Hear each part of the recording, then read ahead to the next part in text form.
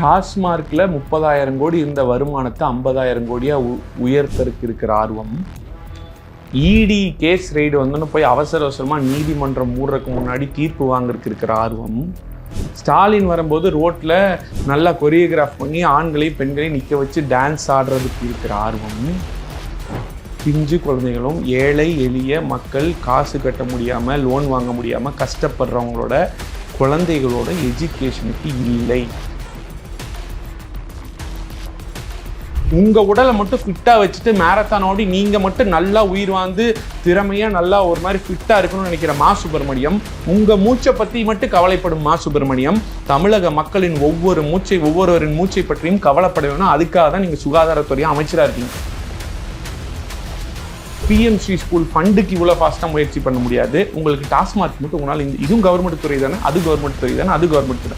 இது மட்டும் உங்களால் வாங்க முடியுதுன்னா தன் மகன் அப்படிங்கிற பாயிண்ட் இங்கே வருது. அவருக்கு ஃபஸ்ட்டு தன் மகன், அதுக்கப்புறம் திமுக மற்றவங்க, அப்புறம் தமிழ்நாடு இருக்கா இல்லையான்னு நமக்கு தெரியல.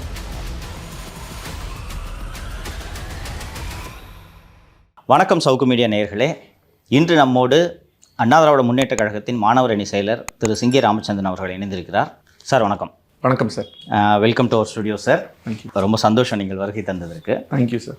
சார், இந்த முதலமைச்சர் நிதி ஆயோக் கூட்டத்தில் பங்கேற்பதற்காக டெல்லி சென்றதை நம்ம எல்லாருமே ஊடகங்களில் பார்த்தோம். அது ஒரு பெரிய சர்ச்சையாச்சு. உங்கள் கட்சியின் பொதுச் செயலாளர் திரு பழனிசாமி அவர்கள் மகனை காப்பாற்றுவதற்காகத்தான் நீங்கள் டெல்லி சென்றீர்கள் என்று சொன்னார். ஒரு முதலமைச்சர் தரப்பில் அந்த நாட்டு நலனுக்காக, மாநிலத்தின் நலனுக்காக நான் சென்றேன் என்று அவர் சொன்னார். கிட்டத்தட்ட இரு கட்சி தலைவர்களுக்கும் வார்த்தை போராக இது நடைபெற்றது. கடந்த 4 ஆண்டுகளாக அவர் செல்லவில்லை, இந்த முறை தான் சென்றிருக்கிறார். நான் மாநிலத்துக்கான நிதியை கேட்கறதுக்காக சென்றேன். மதுரை மற்றும் கோவையில் மெட்ரோ திட்டங்களுக்காக சென்றேன். தலித்து கிறித்தவர்களுக்கு ஷெட்யூல் காஸ்ட் ஸ்டேட்டஸ்க்காக சென்றேன் என்று பல்வேறு கோரிக்கைகளை அவர் பட்டியலிட்டதெல்லாம் உங்களுக்கு நினைவிருக்கும். நீங்கள் இது பற்றி என்ன கூற விரும்புகிறீர்கள்? ஒரே ஒரு கேள்விதான் சார். முதலமைச்சர் ஸ்டாலின் அவர்கள் தன் மகனுக்காக சென்றாரா, தமிழ்நாட்டிற்காக சென்றாரா? இதுதான் கேள்வி. இது ஒரு அதிமுக காரனா நான் உடனடியாக அவர் தன் மகனுக்காக தான் செஞ்சார்னு ஈஸியாக சொல்லிடுவேன். எங்கள் பொதுச்செயலாளர் விரிவாக எல்லா தரவுகளோட எல்லாமே சொல்லியிருக்காரு. பட் இருந்தாலும் நான் சொன்னால் அதிமுக அப்படி தான் சொல்ல அப்படின்றீங்க. நான் ஒரு 5 பாயிண்ட் சொல்கிறேன். பார்க்குறவங்க முடிவு பண்ணிக்கிட்டோம் அவர் தன் மகனுக்காக சென்றாரா, தமிழ்நாட்டுக்காக சென்றாரான்னு. 3 வருஷமாக போகல, இப்போ போயிருக்காரு. போகாதப்பெல்லாம் நல்லா உட்காந்து பர்ஃபெக்டாக செட்டிங் போட்டு வீடியோலாம் போட்டார். மாற்றாந்தாய் மனதோடு இருந்தது. நிதிநிலை அறிக்கையில் ஃபண்டு வரல, தமிழ்நாடுங்கிற பேர் இத்தனை வந்திருக்குன்னு இடம் பெறல, இதெல்லாம் இருந்தது. என் கோரிக்கைகளை ஏற்றுக்கொள்ளவில்லை, இந்த காரணத்துக்காகலாம் நான் போகலை அப்படின்னாரு. அப்போ இப்போ போனார்னா என்ன அர்த்தம்? இதெல்லாம் ஏற்றுக்கிட்டாங்கன்னு அர்த்தமா? இதுதான் அவர் பதில் சொல்லணும். அப்போ சொன்னதுக்கும் இப்போ சொன்னதுக்கும் அவர் வச்ச கோரிக்கைகள்லையும் இதுலேயும் எந்த மாற்றமும் இல்லைன்னா இவர் போகிறாருன்னா வேற என்ன மாற்றம் நடந்தது அப்படிங்கிறத நம்ம பார்க்கணும். ஏன்னா 3 வருஷமாக இவர் இப்போ சொல்லிட்டு இருக்கிற கோரிக்கைகள்லாம் வைத்திருக்க முடியும். இப்போ இன்னைக்கு நான் கோரிக்கை ஒவ்வொன்றா வர்றேன். இன்னைக்கு தான் அந்த இஷ்யூவான இல்லை, அது போன வருஷம் போய் வச்சிருக்கலாம், அதுக்கு முந்தைய வருஷம் போய் வச்சிருக்கலாம். அப்போ அப்போக்கு இப்போக்கு கோரிக்கைகள்லேயும் மாற்றம் இல்லை, மத்திய அரசு கிட்ட இருக்கிற முரண்பாடுலேயும் மாற்றம் இல்லை. அப்போ ஒரே மாற்றம் இடி ரைடு தான். இது ஒரு simple layman explanation. First point பார்த்தீங்கன்னா அவர் சொல்றாரு, அவர் சொன்னதில் நிறைய பார்த்தீங்கன்னா ஆல்ரெடி இருப்பவை, இல்லைன்னா அது சாத்தியம் இல்லாதவை. என்ன சொல்றாருன்னா, நமாமி கங்கா திட்டம் போல் காவிரி சீரமைப்புக்கு ஒரு திட்டம் வரணும்னு சொல்றாரு. எனக்கு உண்மையிலேயுமே வருத்தமா இருக்கு. ஏன்னா இவர் பொம்மை முதல்வருக்கு நம்பர் 1 ப்ரூஃப், ஹென்ஸ் ப்ரூவ்டுன்னு சொல்ற நம்பர் 1 ப்ரூஃப் இதுதான். ஏன்னா 2019 அஇஅதிமுக ஆட்சியில் நடந்தாய்வாளி காவிரி திட்டம்னு ஒன்று சொல்லி அதுக்கு ஒப்புதல் வாங்கி விரிவான திட்ட அறிக்கை போட்டு நில கையகப்படுத்து முதல் கட்ட நிதியெல்லாம் ஒதுக்கி அடுத்து இது திட்டம் துவங்க போகுதுன்னு நான் சொல்ல சார். சட்டமன்றத்தில் நீர்வளத்துறை அமைச்சர் இங்கே தமிழ்நாட்டில் சொல்கிறார். அதே சட்டமன்றத்தில் தான் முதலமைச்சர் உட்காந்துருக்கார். இதை ஃபுல்லாக கேட்டு டேபிள் நல்லா தட்டிட்டு போய் இதையும் ஒரு கோரிக்கையாக அவரால் எப்படி வைக்க முடியும்னு தெரியல. அப்போ காவிரிக்கு இப்படி ஒரு ஸ்கீம் தமிழ்நாட்டில் இருந்து இந்த அளவு வந்திருக்குங்கிறத அவர் அமைச்சர் சொன்னதும் புரியல. இப்படி ஒன்று இருக்குன்னே தெரியாமல் இது எப்படின்னா பிஇலாம் நாங்கள் பொதுவாக சொல்லுவோம் சார். பிஇ படிக்கும்போது இல்லை மற்றவங்களாம் டாக்டர்ஸ்லாம் இத்தனை வருஷம் படிக்கணும், பிஇனா ஒன்றும் இல்லைங்க, 6 மாதம் எக்ஸாமுக்கு முன்னாடி 10 நாள் இன்ஜினியர்ஸ் எடுத்து கடை நல்லா நோட்ஸ் எடுக்கிற ஒரு ஆள் எடுத்து படித்து எழுதி எக்ஸாமில் மார்க் வாங்கிடுவோம் அப்படின்னு லாஸ்ட் மினிட் அசைன்மெண்ட்லாம் ஸ்டூடெண்ட்ஸ் சப்மிட் பண்ணுவாங்களே. இப்போ இடிக்கு போகணும், ஏதாவது போனால் அது இதையும் கேள்வி கேட்கும் மீடியா. டக்குன்னு போய் ஒரு ரிப்போர்ட் சப்மிட் பண்ணி இதான் கொடுக்கணும். எழுதியா என்ன பிரச்சனை, ஏதோ ஒன்று எழுதியா, காவிரி தான் இருக்க எழுதியா அப்படின்னு எழுதின மாதிரி இருக்குது ஒரு பாயிண்ட். ரெண்டாவது பார்த்தீங்கன்னா இவங்க என்ன சொல்கிறாங்கன்னா, அமராவதி தாமிரபரணி திட்டம் அது வந்து கேட்குறாங்க அந்த திட்டத்தில். இப்போ இதில் என்னன்னா, ஆல் இந்தியா வாட்டர் மினிஸ்டர்ஸ் மீட்டிங்னு ராஜஸ்தான் உதய்பூரில் 2 நாள் ஆல்ரெடி நடந்தது. இந்த மீட்டிங் நம்ம நீர்வளத்துறை அமைச்சர் போகல. அந்த மீட்டிங் எதுக்காக நடத்துனாங்க? அந்த மீட்டிங்கு போனால் எல்லா நீர்வளத்துறை அமைச்சர் வரும்போது அவங்களுக்கு வாட்டர் லைன் அது கருத்து பரிமாற்றம் பேசி, அப்போ இந்த திட்டத்தை எங்கே போய் சொல்லணும், அங்கே போய் சொல்லணும். அப்போ இவங்களுக்கு ஓகேவா, அவங்களுக்கு ஏன் இவர்கள் கலந்து கொள்ளவில்லை ஏன்னு தெரியல சார். அப்போ கேட்டிருந்தா ஏதோ ஒரு காரணம் வச்சிருப்பாங்க. இப்போ அப்போ எதுவும் ரெய்டு கீட்ல வந்த மாதிரி வந்துச்சா என்ன? வரல சார். அப்போ எப்படி சார் கலந்துப்பாங்க? ரெய்டு வந்தது மகனுக்கு வரவில்லை, மகனை நோக்கி வரவில்லை. அதான் அவருக்கு ஃபர்ஸ்ட் தன் மகன், அதுக்கப்புறம் திமுக மற்றவங்க, அப்புறம் தமிழ்நாடு இருக்கா இல்லையான்னு நமக்கு தெரியல. இது ஒன்று சொல்லியிருக்காங்க சார். இன்னொன்று, கோவைக்கு எய்ம்ஸ் வேணும் அப்படின்னு சொல்லியிருக்காங்க. 11/2/2025 அவரோட ராஜ்யசபா எம்பி வில்சன் அவர் வந்து கோவைக்கு எய்ம்ஸ் கிடைக்குமான்னு கேள்வி கேட்டதுக்கு மத்திய அமைச்சர் இப்போது இல்லைன்னு பதிலே சொல்லிட்டாரு பார்லிமெண்ட்ல. சொல்லி அந்த பதிலும் பதிவாயிருக்கு. இந்த பதிவான பதிலுக்கு இது தெரியாம மாசு வந்து பாத்தீங்கன்னா கோவைக்கு எய்ம்ஸ் வரும் ஒரு சைடு ஓட்டிட்டு இருக்காருன்னு வைங்களேன். அது கூட சரி ஓகே, ஒரு அமைச்சர் ஏதோ சொல்லிட்டு இருக்காரு, அவர் போய் நிறைய சொல்லியிருக்காரு, அதில் 10/11 வச்சிடலாம். இதுவே தெரியாம அவங்க ராஜ்யசபா எம்பி கேட்டு பதில் வாங்கினது எதுவுமே தெரியாம இதே ஒரு கோரிக்கையை வச்சிருக்காங்க. ரைட்டுங்களா? இப்போ 4வது ஒரு முக்கியமான கோரிக்கை சொல்றேன் பாருங்களேன், பிஎம் ஸ்ரீ. இது ரொம்ப பிஎம் ஸ்ரீ ஸ்கூல் பத்தி நிறைய பேசியாச்சு, ரொம்ப கான்ட்ரவர்சி அது இதெல்லாம் வந்தது. இதுல இணைய ஆர்வம் இருக்கு. 2024-25 அகாடமிக் கேலண்டருக்கு முன்னாடி கடிதம் வெளியானது. எஸ், போயிட்டு நாங்க வர்றோம்னு சொன்னாங்க. ஒரு வருடமா இப்போ வந்து சமாளிச்சுட்டு இருக்காங்க. நாங்கள் கடிதம் கொடுக்கல, இது தெரில அது தெரில அதுன்னு சொல்லிட்டு கடைசியில் நாங்கள் கேஸ் போடுறோன்னு சொன்னாங்க. கேஸ் போடுறோன்னு சொல்லி 3 மாதம் தள்ளி தான் கேஸ் போட்டாங்க. நம்பர் 1. 2வது, நீட்டுக்கு இப்போ கூட உதயநிதி ஸ்டாலின் ரீசெண்டாக நாங்கள் கேஸ் போடுவோம் அப்படின்னு அப்படியே கம்பீரமாக சொன்னார். அவரு கேஸ். இந்த 2 கேஸும் என்ன போட்டாங்க என்னாச்சு ஒன்றுமே தரப்படி அந்த இடத்துல தூங்கின மாதிரி இருக்குது. ஆனால் இப்போ இந்த இடி ரைட், டாஸ்மார்க் இடி ரைடு வந்த பிறகு உடனடியாக கோர்ட்டெல்லாம் மூட போகிறாங்கன்னு தெரிஞ்சுக்கிட்டு கோர்ட்டு மூடுறதுக்கு முன்னாடி உயர்நீதிமன்றத்துக்கு போயிட்டு உயர்நீதிமன்றத்துக்கு போய் 2 தடவை ரெண்டு தடவை அப்ளை பண்ணிட்டு திரும்ப சீனியர் கபில் சிபில், முகுல் ரோஹத்கி இவங்களை எல்லாத்தையும் வச்சு வாதாடி ஸ்டே வந்து இந்த லீவ் போகிறதுக்கு முன்னாடி வாங்கிட்டாங்க.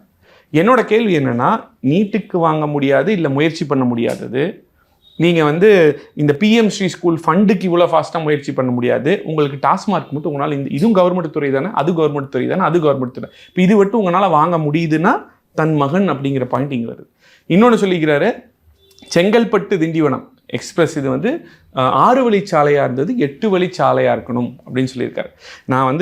நான் ஸ்டாலின் அவர்கள் எதுவும் சொல்ல, அவர் சொன்ன வார்த்தையை வந்து நான் அப்படியே படிக்கிறேன். வெட்கம் மானம் இருந்தால் எதிர்க்க வேண்டாமா 8 வழிச்சாலை திட்டத்தை அப்படின்னு சொல்லியிருக்காரு. அவர் சொன்னது அது. இப்போ நான் வந்து எதிர்க்கணும்னு சொல்ல, அவர் சொன்னதை நான் சொல்கிறேன். ப்ளஸ் மத்திய அமைச்சர் என்ன சொல்கிறாருன்னா, ஒவ்வொரு தடவை நாங்கள் தமிழ்நாடு வரும்போது இந்த ஹைவேஸ் அது இந்த மாதிரி பிரச்சனைக்கெல்லாம் தமிழ்நாடு மினிஸ்டர்ஸ் வந்து எங்களை பார்க்கறது இல்லை, எதுவும் இல்லை, எங்களுக்குள்ள ஒரு கம்யூனிகேஷன் இல்லாத மாதிரி இருக்குன்னு சொல்லியிருக்காரு.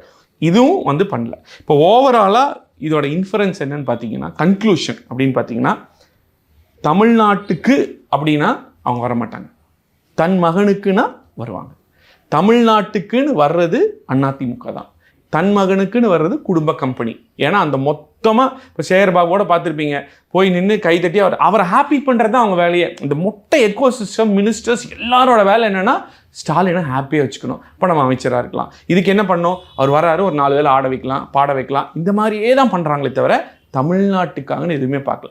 அப்போ 3 வருஷமாக நான் சொன்ன இந்த பிரச்சனைகள், அமராவதியாக இருக்கட்டும், காவிரியாக இருக்கட்டும், இல்லை இந்த பிஎம்ஸ்ரீயாக இருக்கட்டும், செங்கல்பட்டாக இருக்கட்டும், இந்த சொன்ன 5-6 விஷயங்கள் அனைத்துமே போன வருஷம், அதுக்கு முந்த வருஷம் இல்லையான இருந்துச்சு. ஆனால் ஏன் போகல ஸ்டாலின் அவர்கள்? இப்போ ஏன் போனாரு?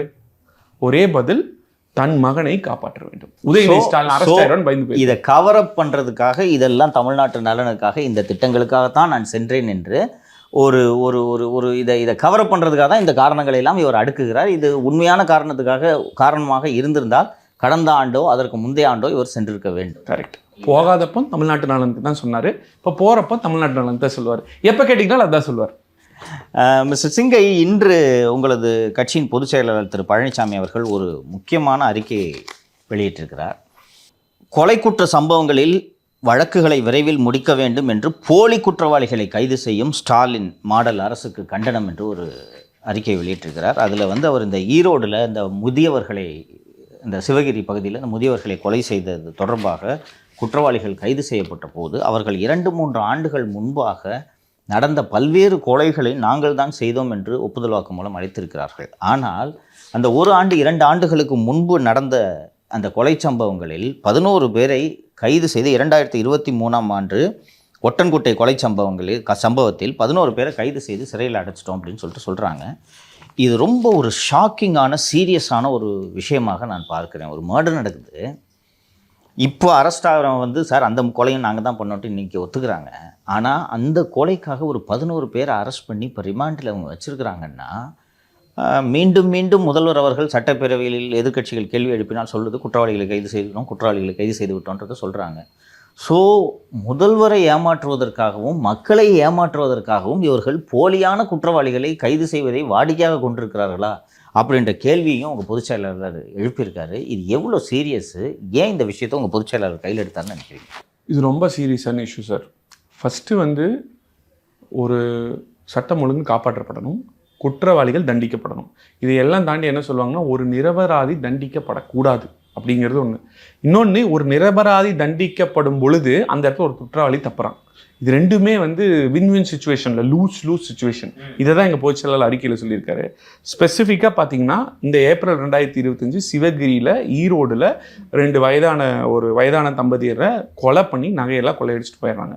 இதை போய் போலீஸ் இன்வெஸ்டிகேட் பண்ணி எப்படியாவது அந்த கேங்கை பிடிக்கணும்னு சொல்லிட்டு பிடிச்சி அவங்ககிட்ட இருக்கிற நகைகள்லாம் திரும்ப வாங்குறதுக்கு பண்ணி அவங்கள அரெஸ்ட் பண்ணுற கையில் எடுக்கிறாங்க.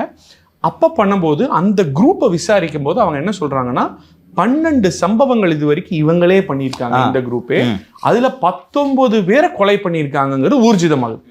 சரி, இதெல்லாமே ஒன்றும் அதில் பார்த்தீங்கன்னா 2022 சென்னிமலையில் நடக்கிற ஒரு கொலையும், 2023 சென்னிமலையில் நடக்கிற கொலையும், 2024 நவம்பர் திருப்பூரில் நடக்கிற கொலை உள்பட இது எல்லா சம்பவத்திலையும் இந்த கும்பல் கொண்டிருக்கிறாங்கிறத அனலைஸ் பண்ணி கண்டுபிடிச்சிருக்காங்க. இது வரைக்கும் எந்த ப்ராப்ளமும் இல்லை. ஆனால் கண்டுபிடிச்சதுக்கப்புறம் தான் நம்ம பார்க்கும்போது ஆச்சரியமாக இருக்குது. இவங்க சொல்கிற இந்த சம்பவத்தில் இப்போ இவங்க கொலை பண்ணாங்கன்னு கண்டுபிடிச்சிருக்காங்க இல்லைங்களா, நான் ஒத்துக்கிறேன் நான் கொலை பண்ணிட்டேன்னு இவன் சொல்கிறான். ஆனால் இதுக்கு வேற யாரோ 11 பேரை ஆல்ரெடி அரெஸ்ட் பண்ணி உள்ளே வச்சுருக்காங்க. அப்போ இந்த 11 பேர் அப்பாவிகளா? முதல் கேள்வி. இந்த 11 பேர் அப்பாவிகள்னா கேஸை க்ளோஸ் பண்ணுங்கிறதுக்காக இந்த மாதிரி நீங்கள் யாரையோ பிடிச்சி உள்ளே போடுறீங்கன்னா, நீங்கள் இவங்களை பிடிச்சி உள்ளே போட்டீங்க. சப்போஸ் இன்னைக்கு இந்த கும்பல் சிவகிரியில் மாட்டாமல் இருந்தானா இந்த கொலை பண்ணாமல் வெளியே தானே சுற்றிட்டு இருப்பாங்க. இதற்கும் வேறு ஒரு கொலை பண்ணுவாங்க. அப்போ இன்னைக்கு 11 பேருன்னு நம்ம சொல்கிறோம். நான் 11 பேராக பார்க்கல சார், 11 குடும்பம், மனைவி, குழந்தை, குட்டி. ஆமாம், அதுக்கப்புறம் இப்போ வெளியே வந்தால் அவன் வாழ்க்கை, நீ ஜெயிலுக்கு போயிட்டு வந்தேன்னு பார்ப்போம். கொலை கேஸில் நம்ம சமூகம் எப்படி பார்ப்போம்? அப்போ 11 குடும்பத்தை நசுக்கிட்டு 11 பேர் கொலை பண்ணவனை வெளியே விட்டுட்டு இத்தனை நாள் அந்த கேஸை மட்டும் முடிக்கணும்னு காவல்துறை இந்த மாதிரி ஒரு ஸ்டான்ஸ் எடுத்திருக்குன்னா, உண்மையாக சொல்கிறேன் சார், இது வரைக்கும் திமுக பண்ண மொத்த தப்புக்குள்ளே நம்பர் 1 தப்பு இதுதான் சார். எத்தனையோ தப்புகள் பண்ணியிருக்கு, இது நம்பர் 1 தப்பு. இது ஏற்றுக்கவே முடியாது. ஜனநாயகமே இல்லைங்கிற மாதிரி இருக்குல்ல சார். அப்போ நீ போயிட்டு இருக்க. இப்போ அந்த படம் சூர்யா கூட ஒரு படம் நடித்து போய் முதலமைச்சர் போய் நல்லா உட்காந்து பார்த்துட்டுலாம் வந்தார்ல, அந்த ஒருத்தர் உள்ள இறந்துட்டாரு. அதுக்கப்புறம் அவர் அவார்டு கூட வாங்கின, டக்குன்னு படம் பேர் வர மாட்டேங்குது. முதலமைச்சர் போய் அந்த படமெல்லாம் உட்காந்து பார்ப்பார். சந்துரு அவர்கள் கூட சந்துருவோட புக், அவர் நடத்திய வழக்கை பற்றி படம், அந்த படத்தை போய் நின்று உட்காந்து பாராட்டினார். நான் என்ன ஸ்டாலின் அவர்களுக்கு சொல்றேன்னா, அதுல இதே மாதிரி தான் போலி குற்றவாளியே கஸ்டோடியல் டெத்து. கரெக்ட். நான் என்ன ஸ்டாலின் அவர்கள் சொல்றேன்னா, உங்க ஆட்சியில ரியல் டைம்ல நடந்துட்டு இருக்கு. உங்க ஆட்சியில ரியல் டைம்ல அந்த படத்துல என்ன நடந்தோ அது நடந்துட்டு இருக்கு. நீங்க என்ன பண்றீங்க? அந்த படத்தை போய் பார்த்துட்டு பாராட்டிட்டு வர்றீங்க, சமூக நீதி பேசுறீங்க, இந்த மாதிரி நடக்கூடாது, நல்லா வீடியோலாம் போடுறீங்க. உங்க ஆட்சியில் நடக்குது. நீங்க உங்க தோல்ல இருக்கு, அந்த கரை உங்க தோல்ல இருக்கு, உங்க கைகள் இருக்கு, நீங்க தான் பொறுப்பு. இது சாமானியர்களுக்கு மட்டும் இப்படி இல்லை. டு ஆட் ஆன் நான் சொல்றேன் பாருங்களேன். இப்போ ஆம்ஸ்ட்ராங் பகுஜன் சமாஜோட பொதுச் செயலாளர் அறிக்கையில் குறிப்பிட்டிருக்காரு. ஆம்ஸ்ட்ராங் கொலை வழக்கில் அவங்க மனைவியே சொல்லியிருக்காங்க, உண்மையான குற்றவாளி பிடிக்கப்படவில்லை. நம்ம சொல்லல, அவங்க சொல்றாங்க. அதே மாதிரி திருநெல்வேலி காங்கிரஸ் மாநில காங்கிரஸோட தலைவர் ஜெயக்குமார் அவர்கள் இப்போ வரைக்கும் கண்டுபிடிக்கவே இல்லை. 3வது திருச்சி அமைச்சர் நேருவோட ராமஜெயம் சகோதரோட சிபிஐலேருந்து கேஸை மாற்றி இவங்க எடுத்து பல ஆண்டுகள் ஆச்சு, இப்போ வரைக்கும் கண்டுபிடிக்கல. எனக்கு ஒரு கேள்வி நியாயமாக வருது சார். ஒரு சாதாரண குடிமகனாகவே எனக்கு தோன்றது என்னென்னா, இப்போ இந்த இறந்த சிவகிரி ஈரோடாக இருக்கட்டும், இல்லை பக்கத்தில் இருக்கிற அந்த சென்னிமலையாக இருக்கட்டும், இல்லை திருப்பூராக இருக்கட்டும், இதில் இறந்த வயதானவர்கள், அதுக்கு நம்ம வருவோம். அந்த வயதான குடும்பத்திற்கும் திமுக குடும்பத்திற்கும் ஸ்டாலினுக்கும் எந்த சம்மந்தம் இல்லை. அப்படி இருக்கும்போதே ஒரு கேஸை இந்த அளவு காவல்துறை ஹேண்டில் பண்ணுதுன்னா இந்த ஞானசேகர் கேஸை எப்படி நியாயமாக ஹேண்டில் பண்ணியிருக்கோம்? அப்போ யார் அந்த சார் எப்படியெல்லாம் மறைக்கணும்னு ட்ரை பண்ணியிருக்கோம்? யார் அந்த தம்பி எப்படிலாம் டைவர்ட் பண்ணுறதுக்கு என்னென்ன பண்ணியிருக்கோம்? இது ரொம்ப வந்து அண்ணா பல்கலைக்கழக ஞானசேகரன் வழக்கில் இந்த காவல்துறையோட அந்த எஸ்ஐடி வேகமாக விசாரணையை முடித்ததும், மிக வேகமாக நீதிமன்ற விசாரணையை முடித்ததும், 5 மாதங்களில் தண்டனை பெற்றுக் கொடுத்ததையும் பார்க்கும்போது இந்த 11 பேரை ஃபேக் அக்யூஸ்டை அரெஸ்ட் பண்ணி ரிமாண்டில் இப்போ வச்சுருக்காங்களே, அதுபோல் வந்து இந்த முழுமையான விசாரணை நடைபெறாமல் வேகமாக இந்த விசாரணை யாரையோ காப்பாற்றுவதற்காக நடைபெற்றதா அப்படின்ற சந்தேகமும் எழுது. அவர் திரு பழனிசாமி அவர்களும் இது தொடர்பாக அறிக்கை வெளியிட்டு பாதி குற்றவாளியை தான் நீங்கள் கண்டுபிடிச்சிங்க, பாதி நீதி தான் கிடைத்திருக்கிறதுன்னு சொல்லியிருக்காரு. Please continue. எனக்கு சந்தேகமே இல்லை சார். இந்த கேசஸ் எல்லாம் பார்த்ததுக்கப்புறம் யோசிச்சு பாருங்கள் சார். அதாவது பொதுவாக சொல்லுவாங்க, வறுமை வந்து இளமையில் கூட வரலாம், முதுமையில் வரக்கூடாது அப்படின்னு சொல்லி ஒரு பழமொழி. எதனால் சொல்லுவாங்கன்னா, ஒரு 50-60 வயசுக்கு மேலானா சுகர் வருது, ப்ரெஷர் வருது, இந்த உணவு பழக்க வழக்கங்கள் நிறைய நோய் வருது, முட்டி வலி வருது. இன்றைக்கி நிறைய பேர் வந்து இப்போ அவங்க தம்பதிகள் மட்டும் 2 பேர் இருக்காங்கன்னா, ஒன்று வெளிநாட்டில் இல்லை வெளியூரில் வேலைக்கு போவாங்க, நம்ம கஷ்டப்பட்டு பையனை பிள்ளையை படிக்க வச்சுருக்கோன்னு அனுப்பியிருப்பாங்க. அப்போ அவங்க இருக்கிறாங்க, வாழ்கிறாங்க. அப்போ இவங்களுக்கு கூட பாதுகாப்பு இல்லை, அவங்க இறக்குறாங்கன்னா எவ்வளோ ஒரு கீழ்த்தரமான சட்டம் ஒழுங்கு தமிழ்நாட்டில் இருக்குது, ஒரு கீழ்த்தரமான ஆட்சி நடந்துட்டு. 1. நம்பர் 2, நானும் சொன்ன மாதிரி ஞானசேகர் இதில் நான் சொல்கிறேன், நான் 100% நம்புறேன் சார், ஞானசேகர் ஒருத்தர் மட்டும் அந்த குற்றவாளி இல்லைன்னு. ஒரு தனி மனிதனால இவ்வளவு தைரியமா, இவ்வளவு பழமையான அண்ணா பல்கலைக்கழகத்துக்குள்ள உள்ள போய் ஒரு பொண்ணுகிட்ட இவ்வளவு தைரியமா நடந்துக்க முடியும்னு எனக்கு நம்பிக்கை இல்லை சார். பயப்படுவாங்க. அது மட்டும் இல்லாமல் அவர் ஃபோனில் பேசியிருக்காருன்னு எல்லாமே அந்த பொண்ணு சொல்லியிருக்கு. இவங்க முதல்ல எடுத்துன்னு அவர் பிடிக்கவே இல்லை, விட்டுட்டாங்க. அதுக்கப்புறம் தான் பிடிச்சாங்க. இப்போ இது யார் அந்த சாருங்கிறது தெரியாமல் இப்போ அவசரமாக போட்டு இந்த தீர்ப்பை கொடுத்து முடிச்சுட்டாங்க. இதில் என்ன சாதிக்க போகிறாங்க? இது வந்து சிபிஐயில் வந்து பொள்ளாச்சி கேஸை பற்றி அவ்வளோ பேசினாங்க. இங்கே எடப்பாடியார் அவர் வந்து சட்டசபையிலேயே வந்து சேலஞ்ச் பண்ணி போய் ப்ரூஃப் பண்ணி நாங்கள் உடனே எஃப்ஐஆர் போட்டோம், உங்களை மாதிரி இழுத்தடிக்கலாம்னு சொல்லி சிபிஐக்கு மாற்றினது அஇஅதிமுக அரசில். இன்னைக்கு தீர்ப்பு வந்திருக்குன்னா அதுக்கு முழு கிரெடிட் கோஸ் டு எடப்பாடியார், அஇஅதிமுக அரசு. அவ்வளோ தைரியம் இருந்தது. ஏன்னா பயம் இல்லை, மடியில் இதில் பயம் இல்லை, போட்டாங்க. ஆனால் இப்போ இவங்க ஞானசேகர் வழக்கு சிபிஐக்கு போட்டிருக்காங்களா? இல்லை அண்ணா நகரில் ஒரு வழக்கு சிபிஐக்கு போகிறக்கு இவங்களே போய் இல்லை வேணாம் போக வேண்டாம் அப்படின்னு சொன்னாங்கன்னா அப்போ ஏன் பயப்படுறாங்க? யாரை காப்பாற்றுறாங்க? ஸோ இது வந்து ரியலி வரிங். மிஸ்டர் சிங்கை, இதற்கு அடுத்ததாக இன்றைய ஹிந்து நாளேட்டில் ஒரு செய்தி வந்திருக்கிறது. ரைட் டு எஜுகேஷன் கீழே அட்மிஷன்கள் வந்து ஏப்ரல் மாதம் நடந்திருக்க வேண்டும். இப்போது மே இறுதியில் இருக்கிறோம். இதுவரை அட்மிஷன் நடக்குமா, அண்டர் ஆர்டிஇ நடக்குமா நடக்காதான்ற கிளாரிட்டி இல்லாததுனால பேரண்ட்ஸ் எல்லாம் வேறு வழியின்றி போய் தனியார் பள்ளிகளில் பிள்ளைகளை சேர்க்க தொடங்கி விட்டார்கள் என்ற ஒரு செய்தி விரிவாக வந்திருக்கிறது. அண்டு இந்த ஆண்டுக்கான பட்ஜெட்டில் தமிழக அரசு, மத்திய அரசு எங்களுக்கு இந்த நிதியை கொடுக்கல, அதனால் நாங்களே அந்த 2000 கோடி ரூபாயை மாநில அரசு, மத்திய அரசு தர வேண்டிய அந்த 60% தொகையை மாநில அரசே 2000 கோடி ஏற்றுக்கொள்ளப் போகிறதுன்னு சொல்லியிருந்தாங்க. ஆனால் இது வரைக்கும் ஃபண்ட் ரிலீஸ் ஆகாமல் அட்மிஷன்ஸே நடக்கலை. இன்னொன்று, இப்போ தனியார் பள்ளிகளெல்லாம் கடகடன் அட்மிஷன் முடிஞ்சிடும், உங்களுக்கு தெரியும். இந்த நேரத்தில் பள்ளிக்கல்வித்துறை அமைச்சர் திரு அன்பில் மகேஷ் அவர்கள் ஜெர்மனியில் இருக்கிறார்ன்றதை நீங்கள் நம்ம செய்திகளில் பார்க்குறோம். இது இந்த நிர்வாகத்தை பற்றி என்ன உணர்த்துகிறது என்று நீங்கள் நினைக்கிறீர்கள்? டாஸ்மார்க்கில் 30,000 கோடி இருந்த வருமானத்தை 50,000 கோடியாக உயர்த்தருக்கு இருக்கிற ஆர்வம், இடி கேஸ் ரைடு வந்தோன்னு போய் அவசரமாக நீதிமன்றம் மூடுறதுக்கு முன்னாடி தீர்ப்பு வாங்குறதுக்கு இருக்கிற ஆர்வம், ஸ்டாலின் வரும்போது ரோட்டில் நல்லா கொரியோகிராஃப் பண்ணி ஆண்களையும் பெண்களையும் நிற்க வச்சு டான்ஸ் ஆடுறதுக்கு இருக்கிற ஆர்வம், பிஞ்சு குழந்தைகளும் ஏழை எளிய மக்கள் காசு கட்ட முடியாமல், லோன் வாங்க முடியாமல் கஷ்டப்படுறவங்களோட குழந்தைகளோட எஜுகேஷனுக்கு இல்லை. நம்ம முதலே பார்த்தோம், எந்தெந்த குழந்தைகள்லாம் இந்த 5th ஸ்டாண்டர்ட் தாண்டி எஜுகேஷன் கிராஸ் பண்ணாமல் அந்த பேசிக் லெவலில் எஜுகேஷனே இல்லாமல் இருக்கிறதோ அவங்கள பேரண்ட்ஸ் சப்போர்ட் இருக்காங்க தான் அந்த ஜூனைல் சென்டரில் போடுறாங்க. அவங்க என்ன பண்ணாலும் அவங்கள மாற்றுறது ரொம்ப கஷ்டமாக இருக்குன்னு நம்ம முதலே பார்த்தோம். ஒரு இதில் வந்து பொதுவாக என்ன ப்ராப்ளம்னா சார், இது வந்து 25% ரைட் டு எஜுகேஷன் வந்து பார்த்திங்கன்னா என்ட்ரி லெவல் கிளாஸ் 1 எல்கேஜி இதுக்கு தான். இதில் என்னென்னா கவர்மெண்ட் ஸ்கூல்ஸில் கிண்டர் கார்டன்ஸ் வந்து பார்த்திங்கன்னா எல்லா பக்கம் இல்லை. மொத்தமாக ஆல் இண்டியா இந்த டீச்சர்ஸ் ப்ரைமரி டீச்சர்ஸ் ஃபெடரேஷன் ஒன்று இருக்குது. அவங்க என்ன சொல்கிறாங்கன்னா மொத்தமாக 2500 ஸ்கூல் தான் இருக்குது கிண்டர் கார்டன் ஸ்டேட்லன்னு சொல்கிறாங்க. இப்போ எல்லாருனாலையும் சேர்த்தணும்னு நினச்சாலும் சேர்த்த முடியாது. அப்போ இந்த ஒரு ஸ்கீம் வந்து ஒரு பெரிய ஹெல்ப்ஃபுல்லாக இருந்திருக்கு, இதை யூஸ் பண்ணிட்டு இருந்திருக்காங்க.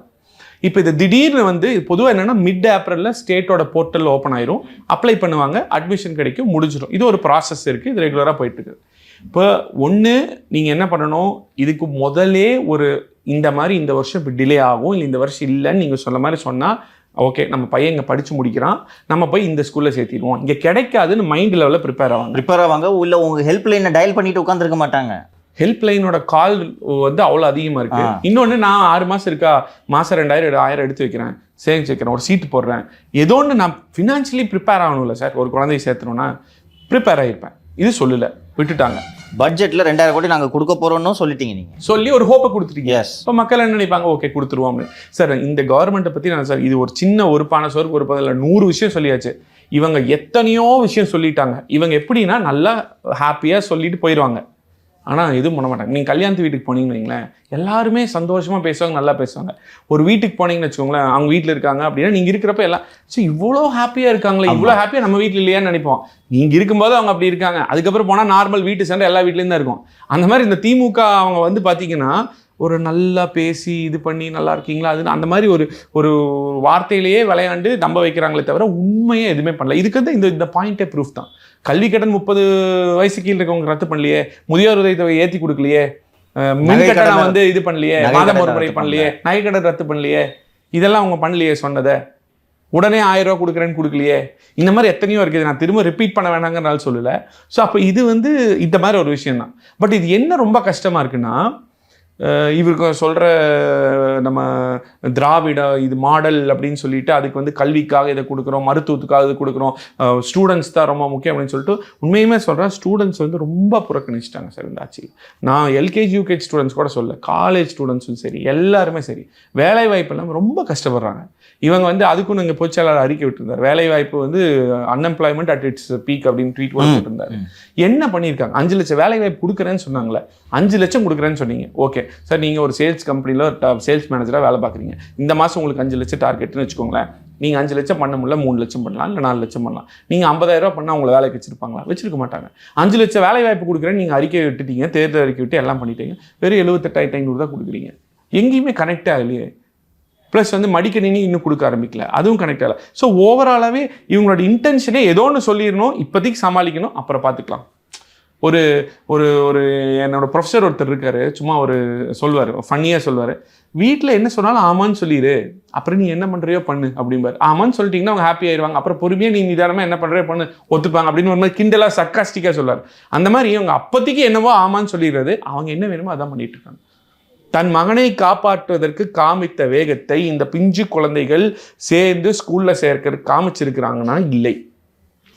மிஸ்டர் சிங்கை, இறுதியாக இந்த தமிழக சுகாதாரத்துறை பற்றி தொடர்ந்து புகார்கள் வந்து கொண்டிருக்கிறது, ஊடகங்களில் செய்தி வந்து கொண்டிருக்கிறது. சமீபத்தில் போதுமான உட்கட்டமைப்பு இல்லாத காரணத்தால் நாங்கள் அங்கீகாரத்தை ரத்து செய்ய வேண்டும் என்று மருத்துவக் கல்லூரிகளின் மத்திய அமைப்பிலிருந்து ஒரு எச்சரிக்கை வந்தது குறித்து ஊடகங்களில் செய்தி வெளியே வந்தது. இது மட்டுமின்றி தமிழக சுகாதாரத்துறை பற்றி தொடர்ந்து பல்வேறு புகார்கள் வந்த வண்ணம் இருக்கின்றன. நேற்று கூட ஒரு ஊடகத்தில் ஒரு செய்தி வந்திருந்தது, கவர்மெண்ட் ஹாஸ்பிட்டலில் நாய் உள்ள குட்டி போட்டுட்டு இருக்குன்னு சொல்லிட்டு செய்தி வந்திருந்ததை பார்த்தோம்.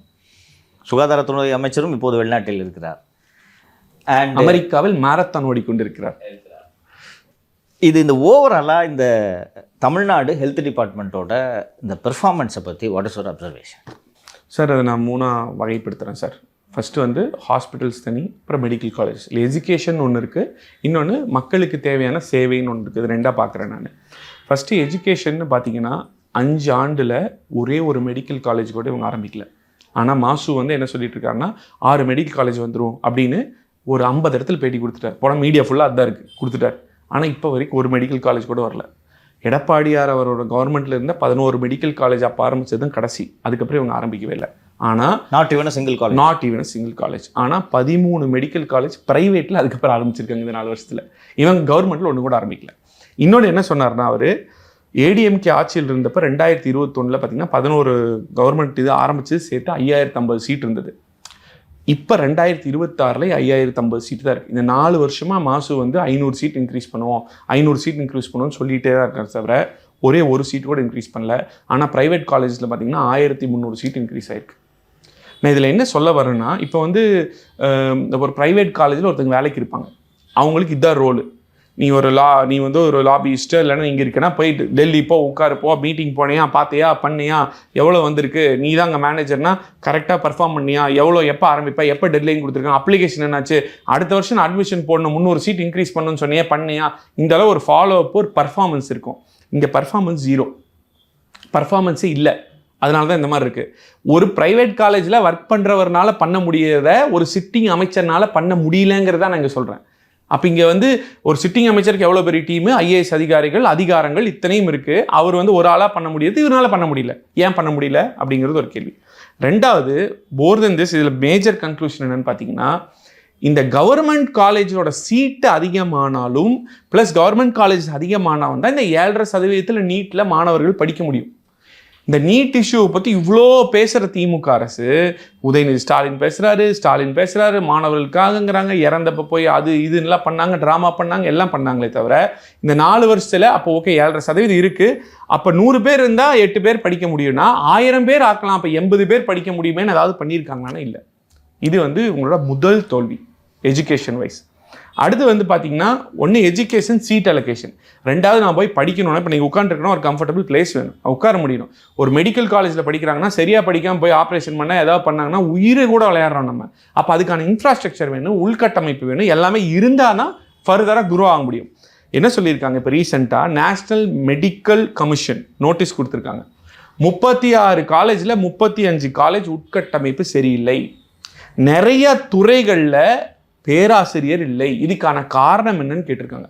போன வருஷம் 4 காலேஜில் சரியில்லைன்னு சொல்லியிருந்தாங்க, இந்த வருஷம் 35 சொல்லியிருக்காங்க. இது வரைக்கும் சொன்னதுலேயே ரொம்ப அதிகமான நம்பர் இந்த நம்பர் தான். இதில் என்ன பியூட்டினா, லாஸ்ட் இயரே வந்து ஸ்டான்லி மெடிக்கல் காலேஜில் இந்த மாதிரி பிரச்சனைகள்லாம் இருந்தங்காட்டிக்கு அட்மிஷன் டிலே ஆச்சு, பெனால்ட்டியெல்லாம் கூட கட்டினாங்க சில காலேஜஸில் சரியா இல்லைன்னு சொல்லிட்டு. இப்போ மருத்துவ சங்கங்களும் என்ன சொல்கிறாங்கன்னா, இதே நிலை தான் நீடிக்குது, இதில் எந்த ஒரு மாற்றம் இல்லைன்னு சொல்கிறாங்க. இதுக்கு என்ன பதில் சொல்ல போகிறாங்க? நீங்கள் வந்து அப்பான்னு சொல்கிறீங்க, நீங்கள் அப்பான்னு சொல்கிற உங்களுக்கு ஒரு பையனோ பொண்ணா இருந்தால் மெடிக்கல் காலேஜ் சேர்த்தோன்னா இப்படி தான் அப்பாவா பொறுப்பு இல்லாமல் இருப்பீங்களா? மாசு என்ன பண்ணிட்டுருக்காரு, போய் மேரத்தான் ஓடிட்டு இருக்காரு. இல்லை மாசுக்கு ஒரு பையனோ பொண்ணா இருந்தால் இப்படி தான் பொறுப்பு இல்லாமல் இருப்பாங்களா? இல்லை உதயநிதியோட பையன் நான் என்ன படிக்கிறார் என்னன்னு தெரியல, ஏதாவது சேரணும்னு இப்படி தான் பொறுப்பு இல்லாமல் இருப்பாங்களா? அவங்களுக்கு காசு இருக்குது, எங்கே வேணால் போய் படிக்கலாம். ஒரு யாரோ ராமசாமி குப்புசாமியோட பையனோ பொண்ணோ போய் படிக்கணும்னா உட்கட்டமைப்பு சரியில்லை, சீட்டையும் நீங்கள் இன்க்ரீஸ் பண்ணல, 7.5% எடப்பாடியார் கொடுத்து அதுக்கு சீட் இன்க்ரீஸ் பண்ண அதுவும் பண்ணல, மெடிக்கல் காலேஜும் கொண்டு வரல, எதுவுமே பண்ணலன்னா அப்போ 4 வருஷம் மேரத்தான் வர்றத தவிர மாசு என்னதான் பண்ணாரு, இவர் நம்பர் 1 முதல்வன் சொல்றத தவிர என்னதான் பண்ணாரு? இந்த கேள்வி வருது. இது 2வது நான் குற்றச்சாட்டு இருக்கிறேன். 3வது சார், கவர்மெண்ட் ஹாஸ்பிட்டலில் உயிரிழப்பு மருத்துவர் இல்லைன்னு வரவே கூடாது சார், அது ரொம்ப தப்பு. ஒரு ஹாஸ்பிட்டல்லாம் எதுக்கு போகிறோம்? வீட்டிலே இருந்தால் செத்து போயிடலாமே. வீட்டில் இருந்தால் டாக்டர் இல்லை, உயிர் காப்பாற்றப்படும்ன்றதுக்காக தான் மருத்துவமனைக்கு போகிறது. ஒரு டாக்டர் தான் உயிரை காப்பாற்றுவார். நான் வீட்டில் இருந்தால் செத்து போயிடுவேன், ஏன்னா டாக்டர் இல்லை, மருந்து கொடுக்க முடியாது, எதுவுமே பண்ண முடியாது. அப்போ நான் ஹாஸ்பிட்டல் போனால் டாக்டர் இருப்பார், என்னை காப்பாற்றுவார் அப்படின்னு சொல்லி போகிறாங்க. அப்போ கவர்மெண்ட் ஹாஸ்பிட்டல் போகிறாங்கன்னா பணம் உள்ளவன் கிட்ட இருக்கிற ப்ரைவேட் ஹாஸ்பிட்டல் எவ்வளோ காசு இருந்தாலும் போயிடுவாங்க. இல்லை கம்பெனியில் ஒர்க் பண்ணால் இன்சூரன்ஸ் இருக்கும். அப்போ அவங்க என்ன நினைப்பாங்க, ரொம்ப ஏழை எளிய மக்கள் வேறு வழி இல்லைங்கிறவங்க தான் ஒரு 5 கிலோமீட்டர் தள்ளினாலும் கவர்மெண்ட் ஹாஸ்பிட்டல் போப்பா அப்படின்னு போவாங்க. பாருங்க, நான் ஒரு 5 பாயிண்ட் மட்டும் சொல்கிறேன் பாருங்க. குடவாசல்ல மூச்சு திணறல்னு போன ஒருத்தர் வந்து உயிரிழந்திருக்கிறாரு மருத்துவர் இல்லாமல். இது நம்பர் 1 முதல்வரோட சாதனை. சிவகங்கையில் ஏசி ரிப்பேர் ஆகி டயாலிசிஸ் பண்ணுற மிஷினுக்கு எல்லாரும் பேஷண்ட்ஸ் உட்காந்து விசிறியில் காற்று வீசிட்டு இருந்திருக்காங்க. இது நம்பர் 1 முதல்வரோட சாதனை. அறந்தாங்கியில் மருத்துவர் இல்லைன்னு சொல்லிட்டு பாம்பு கடிச்சு போனவர் மருத்துவர் இல்லாமல் இறந்திருக்காரு. இது நம்பர் 1 முதல்வரோட சாதனை. அது மட்டும் இல்லை, விராலிமலை, கரம்பக்குடி, இழுப்பூர் இந்த இடத்துலலாம் சட்டமன்றத்தில் கவன ஈர்ப்பு தீர்மானமே வந்திருக்கு, இந்த மாதிரி மக்கள் வந்து இறந்திருக்காங்க. இது நம்பர் 1 முதல்வரோட சாதனை. நெல்லை புதுகை கவர்மெண்ட் ஹாஸ்பிட்டல்ல பிரெக்னன்சி அப்போ ஒரு லேடிக்கு பிரசவம் பார்க்கறதுக்கு சுடுதண்ணி இல்லைக்கு ஹீட்ரு வேலை செய்யலன்னு போய் வெளியில டீ கடையில் சுடுதண்ணி வாங்கிட்டு வந்து பார்த்துருக்காங்க. இது நம்பர் 1 முதல்வரோட சாதனை. எத்தனையோ ஹாஸ்பிட்டல்ஸ்ல பவர் இல்லாமல் ஜென்ரேட்டர் இல்லாமல் ஆப்ரேஷன் பண்ணி சிரமப்பட்டாங்கன்னு நியூஸ் வந்தது. இது நம்பர் 1 முதல்வரோட சாதனை. மொபைல் லைட்டில் ஆப்ரேஷன் பண்ணுறாங்க. இது நம்பர் 1 முதல்வரோட சாதனை. ராமநாதபுரம் மாவட்டத்தில் மின்சாரம் தாக்கி வந்தவர் மருத்துவர் இல்லாமல் உயிரிழந்திருக்கார். இது நம்பர் 1 முதல்வரோட சாதனை. நான் என்ன கேட்குறேன்னா, உங்கள் உடலை மட்டும் ஃபிட்டாக வச்சுட்டு மேரத்தான் ஓடி நீங்கள் மட்டும் நல்லா உயிர் வாழ்ந்து திறமையாக நல்லா ஒரு மாதிரி ஃபிட்டாக இருக்கணும்னு நினைக்கிற மா சுப்பிரமணியம், உங்கள் மூச்சை பற்றி மட்டும் கவலைப்படும் மா சுப்பிரமணியம், தமிழக மக்களின் ஒவ்வொருவரின் மூச்சை பற்றியும் கவலைப்பட வேணும். அதுக்காக தான் நீங்கள் சுகாதாரத்துறை அமைச்சராக இருக்கீங்க. இப்போ சுகாதாரத்துறை அமைச்சர்னால என்ன பயன்? நான் ஃபிட்டாக இருக்கேன், நான் நல்லா இருக்கேன், யூஸ் இருக்கா சார்? இவ்வளவு பேர் இறந்திருக்காங்க சார். நீங்க தான் பொறுப்பு அவர்களுடைய சார். அந்த இடத்துல ஒரு மருத்துவர் இருந்திருந்தா அவங்களை காப்பாத்திருக்கலாம்ல. அப்ப எதுக்கு மருத்துவமனைக்கு வரணும்? நான் வீட்லயே செத்து போறேன். எதுக்கு நம்பர் 1 சொல்றீங்க? எதுக்கு திராவிட மாடல்னு சொல்றீங்க? கொஞ்சம் கூட கூச்சமே இல்லாமல் திரும்ப வந்து இந்த தடவை பார்த்தீங்கன்னா நிறையா இந்த மாதிரி தேர்தல் அறிக்கைகள் அது இதுவும் சொல்லுவாங்க, எல்லாமே பண்ணுவாங்க. எதுங்க சேகர் பாபுக்கு கூசலையா? இத்தனை பேர் செத்துட்டு இருக்கா, உட்காந்து கை தட்டிட்டு இருக்காரு. எதுக்கு கை தட்டிட்டு இருக்காரு? Disgusting and shocking. அதை வேற நின்று ரசிக்கிறார் முதல்வர். It was very bad. And இறுதியாக மிஸ்டர் சிங்கை, நீங்கள் இன்றைக்கி உங்கள் நிர்வாகிகள் கூட்டத்தை தலைமை கழகத்தில் போய் கலந்துக்கிட்டு நீங்கள் வந்திருக்கீங்க. இந்த 26 சட்டமன்ற தேர்தலை எதிர்கொள்வதற்கு அண்ணா திராவிட முன்னேற்ற கழகம் எந்த அளவுக்கு தயார் நிலையில் இருக்கிறது? முழு வீச்சில் தயார் நிலையில் இருக்கு சார். எங்க பொதுச் செயலாளர் வந்து என்ன சொல்ல முடியுமோ அதை சொல்லுங்க. நீங்க கூட்டத்தெல்லாம் கலந்துட்டு வந்திருக்கீங்க, சொல்லக்கூடாதுன்னு சொல்லி அனுப்பிச்சிருப்பாங்க. ஆமா சார். இந்த தயாரிப்பு வேலைகள் இது தொடர்பாக என்ன பொதுமக்களுக்கு சொல்ல முடியுமோ அதை சொல்லுங்க. கரெக்ட். கான்ஃபிடென்ஷியல் இது சொல்ல முடியாது. பட் வந்து பூத் ஒர்க் வந்து பண்ணிட்டு இருக்கிறது எல்லாத்துக்குமே தெரியும். அதில் வந்து ஃபென்டாஸ்டிக்காக ஒரு கட்டமைப்பை உருவாக்கி பொதுச் செயலாளர் வந்து பண்ணிட்டு இருக்காரு. ரொம்ப வெல் ப்ரிப்பேர்டாக இருக்கும். வந்து நோக்கம் வந்து தெளிவாக இருக்குது. அவரோட லீடர்ஷிப் விஷன், அவரோட அடுத்த 10 மந்த் பிளான் எல்லாமே தெளிவாக இருக்குது. எனக்கு இந்த பூத் ஒர்க்கோட இம்பார்ட்டன்ஸ் என்னன்றது நீங்கள் கொஞ்சம் சொன்னீங்கன்னா மக்களுக்கும். பூத் ஏஜென்ட் எல்லா கட்சியிலையும் சொல்கிறாங்க. How important is booth agent? It is very important. என்ன சொல்கிறேன்னா சார், இப்போ ஒரு 1000 ஓட்டு இருக்குது ஒரு இதில், ஒரு பூத்துக்கு. நான் இங்கே இருக்கேன், சம்மந்தமே நம்ம அடுத்த ஊரில் போய் நான் ஓட்டு கேட்டேன், யார் இருந்தாலும் சரி எலெக்ஷன் ஓட்டு கேட்குறாங்க, அவ்வளோதான் போயிடுவாங்க. ஒரு வாரம் முன்னாடி தான் கேண்டிடேட் சொல்லுவாங்க. கேண்டிடேட் போய் வீடாக கேட்க முடியாது, கை எடுத்து கும்பிட்டு போயிடுவாங்க. ஒரு அளவுக்கு தான் கவர் பண்ண முடியும். இப்போ சப்போஸ் நான் இந்த ஏரியாவில் குடியிருக்கேன், என் நகரில் எப்படியுமே 30 வீடு இருக்கும். 30 வீடுனா எப்படி ஒரு 100-150 பேர் இருப்போம். இந்த மாதிரி ஒரு 10 நகர் சேர்ந்தா ஒரு பூத், சிம்பிளாக அண்டர்ஸ்டாண்டிங்கு. இப்போ இந்த நகரில் இருக்கிற ஒருத்தர், இப்போ 10 நகர்னா 10 பேர், ஒரு நகருக்கு ஒரு ஆள்னு சேர்ந்து ஒரு பூத் கமிட்டியில் வந்துடுறாங்க. இப்போ ஒவ்வொரு நகருக்கு ஒரு ஆள் இருக்காங்க. இப்போ இந்த நகரில் இருக்கிற ராமச்சந்திரன், நான் பாலாஜி நகர்னு ஒரு இடத்துல வந்து நான் பிறந்து வளர்ந்துதாங்க. நான் அந்த நகரில் போய் எங்கள் வீதியில் எல்லாத்துக்கும் இவர் ஓட்டு போடுங்க, இவருக்கு ஓட்டு போட்டால் எந்த பிரச்சனைனாலும் நான் கூப்பிட்டு வரேன், என்னை நம்பி போடுங்கன்னு சொன்னால் அதோட இம்பாக்ட் எப்படி இருக்கும்? அங்கே போய் என் நகர்காரங்கிட்ட பார்த்துல போனவரும் உங்களுக்கு இந்த பிரச்சனை இருந்துச்சுல்ல, அப்போ நான் கூப்பிட்டு போய் எம்எல்ஏட்ட சரி பண்ணி கொடுத்தலன்னு சொன்னால் அந்த இம்பாக்ட் எப்படி இருக்கும்? சம்மந்தமே இல்லாமல் ஒருத்தர் வந்து ஓட்டு போடணும் எப்படி இருக்கும்? சம்மந்தமே இல்லாமல் சொன்னால் ஒரு மாதிரி ஆர்டிஃபிஷியலாக இருக்காது, டிரான்சாக்ஷனலாக இருக்கும். இதுன்னு ஒரு இமோஷன். ரமேஷ் ஒழுங்கா போட்டிருந்தவ அடுத்த ரெட்டில் தான் தெரியும்ல, இவங்க வந்து ஒன்றுமே செய்யல, வேஸ்ட்டு, எவ்வளோ கஷ்டப்பட்டோம், கம்முன்னா ஆமா நான் போட்டுறேன்னு. இதுதான் சார் அது பர்சனல் கனெக்ட். எஸ், அவங்க தான் sir real people who harvest the oat. அவங்க என்ன பண்ணுவாங்கன்னா, பொதுவாக எலெக்ஷன் அப்போ போய் எல்லாத்தையும் ஓட்டு போட வைப்பாங்க. ஓட்டு போட்டியாடா, போடுறா last mile connectivity. Correct, last mile connectivity. So இது எந்த அளவுக்கு இந்த பூத்துக்கான தயாரிப்பு வேலையில் Anna Dravida Munnetra Kazhagam? Fantastic, 100 out of 100 sir. ஏன்னா 6 மாசம் முன்னாடி எங்க பொதுச் செயலாளர் ஆரம்பிச்சிட்டாரு. அது வந்து மேல இருக்கும். நீங்க டிசம்பர்லயே தொடங்கி அதுக்கு பொறுப்பாளர்லாம் போட்டு அதெல்லாம் வெரிஃபை பண்ணி எல்லாம் பக்காவா பண்ணியிருக்காரு. ஓகே, இந்த பணிகள் இப்போது எப்போது முடிவதாக இருக்கிறது? அவ்வளோதான் sir, almost it is done. Almost over. ஆமாம், ஆல்மோஸ்ட் இட் இஸ் டன். ஆனால் அடுத்த கட்டத்துக்கு இனி அடுத்து அவர் அப்பப்போ ஃபேஸ் பை ஃபேஸாக இன்ஸ்ட்ரக்ஷன் கொடுப்பாரு, வி வில் எக்ஸிக்யூட், அவ்வளோதான். இப்போது இது அண்ணா திராவிட முன்னேற்ற கழகம் வந்து இந்த பூத் ஒர்க்கில் இவ்வளவு ஃபோக்கஸ் பண்ணுறதுக்கான நோக்கம் என்னன்ட்டு தெரிஞ்சுக்கலாமா? நோக்கங்கிறது சார், இந்த பூத்து தான் சார் ஒரு மிகப்பெரிய கட்டமைப்பு. ஒரு கட்சியினாலே அந்த பூத்தும் அந்த கட்டமைப்பு தான். எங்கள் கட்சி நிர்வாகிகள் அந்த பூத்தில் இருக்கிற அந்த லாஸ்ட் மைல் கனெக்டிவிட்டி இருக்கவங்க தான் அந்த ரூட்டர். ஒரு மரம் அப்படின்னு இருக்குன்னா அந்த ரூட் எல்லா பக்கம் இருக்கும். மழை வந்து எப்படி வேணால் காத்துக்கலாம், அந்த ரூட் தான் ஹோல்டு பண்ணுன்னு சொல்லுவாங்க இல்லையா, அந்த இதுதான் ஃபவுண்டேஷன். இதுதான் ஃபவுண்டேஷன், கட்சிக்கான ஃபவுண்டேஷன் இஸ் திஸ். இன்னும் ஒன்றும் நான் உங்கள்கிட்ட சொல்லணும்னு நினச்சேன் சார். இந்த எலெக்ஷனை தீர்மானிக்க போகிறது நிறைய விஷயங்கள்னு ஒரு அனாலிசிஸில் வருது. அதில் ஒரு முக்கியமான விஷயமா இருக்கிறது மின்கட்டண உயர்வு. ஏன்னா இப்போது நிறைய பிரச்சனைகள் இருக்குது நாட்டில். பட் இருந்தாலும் மின் கட்டணங்கிறது 2 மாதத்துக்கு ஒரு தடவை நான் கட்டுறேன். என்னோட பாக்கெட்லேருந்து காசு போகுது. உயர்த்தவே வேண்டான்னு சொன்ன ஸ்டாலின் 3 தடவை உயர்த்தியிருக்காரு. இதனால மக்கள் பாதிச்சிருக்காங்க. ஆனால் கேட்கும் போதெல்லாம் திமுக என்ன சொல்றாங்கன்னா, உதய மின் திட்டத்தில் அண்ணா திமுக கையெழுத்து போட்டங்காட்டி தான் இது வந்துச்சுப்பா, இதுக்கு எங்களுக்கு சம்மந்தம் இல்லை. அப்போது ஏற்றவே இல்லைன்னு நினைக்கிறேன் நான். அதைத்தான் நான் ஒரு தங்கமணி, முன்னாள் அமைச்சர் தங்கமணி என்கிட்ட ஒரு நேர்காணல்ல நாங்கள் ஏற்றலைன்றதை என்கிட்ட பதிவு பண்ணியிருக்கேன். ஏற்றலை. I just take the liberty to explain it shortly. ஏன்னா இது வந்து வெளியே ஃபுல்லாக ஏதோ வந்து அண்ணா திமுக உதய மின் திட்டம்னு போய் சொல்லிட்டு இருக்காங்க. நான் ஃபர்ஸ்ட் சொல்றேன் சார், 2021 200 யூனிட்டுக்கு 170 ரூபா கட்டிட்டு இருந்த ஒரு மனிதர் அதே அளவு யூனிட்டுக்கு 2024-25 480 ரூபா கட்டுறாரு. Almost double. Almost triple. 160 almost 480 வந்தது. ட்ரிபிள் டைம்ஸ் வந்து ஆல்மோஸ்ட் 3 மடங்கு வந்து இன்க்ரீஸ் ஆயிருக்கு. இதுக்கு வந்து என்ன காரணம் அப்படின்னு சொல்லி கேட்டால், ஃபர்ஸ்ட் அவங்க என்ன சொல்லுவாங்கன்னா, அதிமுக உதயமின் திட்டத்தில் கையெழுத்து போட்டுருச்சுங்க, அதனால தான் நடக்குது, இதுக்கு நாங்கள் ஒன்றும் பொறுப்பு இல்லை அப்படின்னு ஃபர்ஸ்ட் சொல்லுவாங்க. அது பொய் அப்படிங்கிறது நான் சொல்கிறேன். ஏன்னா ஜனவரி 8, 2017 அதிமுக கையெழுத்து போட்டது. கையெழுத்து போட்டு ஆல்மோஸ்ட் 4 வருஷம் 2021 ஆட்சி முடிகிற வரைக்கும் அதிமுக ஏற்றவே இல்லை. 2022 செப்டம்பர்லையும் இவங்க ஏற்றுனாங்க முதல் தடவை திமுக, 2வது தடவை ஜூலை 2023 ஏற்றுனாங்க, 3வது தடவை ஜூலை 2024 ஏற்றுனாங்க. 3 முறை இவங்க தான் ஏற்றிருக்காங்க. அதிமுக காரணம் இல்லை. 4 வருஷமா எங்கனால கரண்ட் பில் ஏற்றாம உதயம் மின் திட்டத்தில் கையெழுத்து போட்டதுக்கு அப்புறம் இருக்க முடியும்னா உங்களாலையும் இருக்க முடியும். நீங்க இருக்க விரும்பல. நாங்க எங்க ஆட்சியில எடப்பாடியார் மக்கள் கஷ்டப்படக்கூடாதுன்னு ஏத்துல, நீங்க ஏத்திருக்கீங்க. இதுதான் பாயிண்ட் நம்பர் 1. இதை திமுக ஒத்துக்கிட்டே ஆகணும். பாயிண்ட் நம்பர் 2, நிலக்கரி விலை உயர்வாயிடுச்சுங்க. நாங்கள் என்னங்க பண்ணுறது? விலை உயரமானால் மின் உற்பத்தி அதிகமாகும். ஃபேர் இனஃப், கரெக்டு தான், ஒன்றும் பிரச்சனை இல்லை. ஆனால் செப்டம்பர் 2022 நிலக்கரியோட விலை $437 ஒரு டன்னுக்கு. இன்னைக்கு நான் உங்ககிட்ட பேசிட்டு இருக்கும்போது ப்ரெசன்ட் நிலக்கரியோட விலை $98 ஒரு டன்னுக்கு. இவ்வளோ விழுந்திருக்கு.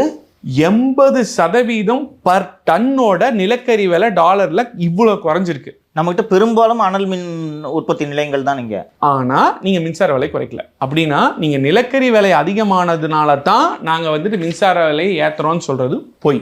இதை திமுக ஏற்றுக்கணும். 3வது, உதய மின் திட்டத்தில் நஷ்டத்தில் ஓடுனா ஏற்றணும்னு சொல்லியிருக்காங்க அந்த பேக்கில்னு சொல்கிறாங்க. சரி, இதே மாதிரி தான் அதிமுக ஆட்சியில் சொன்னாங்க. அதிமுக என்ன சொல்லுச்சு? அதை நாங்கள் பார்த்துக்குறோம், state government will take care of it, இது எங்களோட பொறுப்பு அப்படின்னு திரும்ப சென்ட்ரல் கவர்மெண்ட்லேருந்து ஒரு லெட்டர் வந்தது.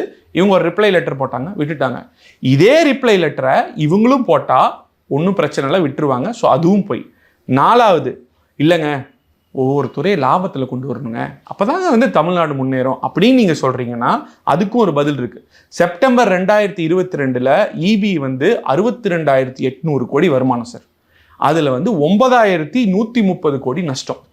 சரிங்களா? 62,800 9,130 கோடி நஷ்டம். இது இவங்க இபி பில் ஏற்றுறதுக்கு முன்னாடி. இபி பில் ஏற்றுனதுக்கு அப்புறம் இந்த 68,800 82,400 கோடிக்கு போயிடுச்சு வருமானம். ஆனால் நஷ்டம் எவ்வளோன்னு பார்த்தீங்கன்னா 9,192 கோடி. 20,000 கோடி வருமானம் அதிகமானையும் 130 கோடி 60 கோடி நஷ்டம் தான் அதிகமாக இருக்குது. நஷ்டம் குறையில. இது மக்களுக்கு புரியுற மாதிரி சொல்லணும்னா 62 ரூபாய்க்கு நான் ஒரு பொருள் விற்கிறேன், 9 ரூபா நஷ்டம். 9 ரூபா நஷ்டமாகுது, ஒரு 20 ரூபா ஏற்றி விற்றா லாபம் வரும். 20 ரூபா ஏற்றி 82 ரூபாய்க்கு அந்த பொருள் விற்கிறேன், அப்பையும் 9 ரூபா நஷ்டம். அப்போ நீங்கள் விலையேற்றி மக்கள்கிட்ட இருந்து காசும் போகுது, இன்னொன்று இபியும் நஷ்டமாகுது. அப்போ இந்த காசு எங்கே சார் போகுது? திமுக இதுக்கு தான் பதில் சொல்லணும். அதிமுக அது இதுன்னு சொல்றது விட்டு, ஏன்னா இந்த ஆட்சியே முடிய போகுது இன்னும் 1 வருஷம் 6 மாசத்துல. இப்போ 4 வருஷம் முன்னாடி நடந்த அதிமுக இப்போ நீங்க ஏன் ஆட்சி நடத்துறீங்க? நீங்க கிளம்புங்க, எங்க எடப்பாடியார் ஆட்சி நடத்தி சூப்பராக பண்ணி கொடுப்பாரு. நீங்க எதுக்கு முதலமைச்சராக இருக்கீங்க? நாங்கள் நடத்திட்டு போகிறோம். இது இபியில் இது ஒரு பெரிய இம்பாக்ட் கிரியேட் பண்ணும் சார். ஏன்னா எப்பயுமே ஒரு mass wave election anti incumbency உருவாகுதுன்னா இந்த நீஷ் ஸ்கீம்ஸ்னாலலாம் மாறாது. ரேஷன் கடையில் பொருள், கோதுமை வருங்கிறாங்க நியூஸ்ல, ஆனால் வரலை. ரேஷன் கடையில் பிரச்சனை, இது உருவாக்கும். இபி பில் இது உருவாக்கும். வரி ஏத்துனீங்க, இது உருவாக்கும். வீடு கட்டின வரி ஏத்துனீங்க, இது உருவாக்கும். மாணவர்களுக்கு பண்ணல, இது உருவாக்கும். பெண்களுக்கான திட்டத்தை முறுக்குனீங்க, இது உருவாக்கும். முதியவர்களுக்கு பாதுகாப்பு, இது உருவாக்கும். பாலியல் வன்கொடுமை, இது உருவாக்கும். பெண்களுக்கு மாணவிகளுக்கு பாதுகாப்பு, இது உருவாக்கும். இது எல்லாம் சட்ட ஒழுங்கு பிரச்சனை, இது உருவாக்கும். இந்த மாதிரி பொய்யே சொல்லிட்டு இருக்கு, இதுதான் ஒரு அலையை உருவாக்கும். இதையெல்லாம் இவங்க ஃபோக்கஸ் பண்ணாம சும்மா there is no use. Definitely ADMK is going to come back. ADMK brimming with confidence னு எடுத்துக்கலாமா? Yes. Yes. ஓகே. பல்வேறு விஷயங்களை எங்களுக்கு விளக்கி சொல்லி உங்களது நேரத்தை ஒதுக்கி எங்களுக்கு ஒரு நீண்ட விரிவான நேர்காணலை அளித்ததற்கு நன்றி மிஸ்டர் சிங்கை Ramachandran. Thank you for inviting, sir. Thank you.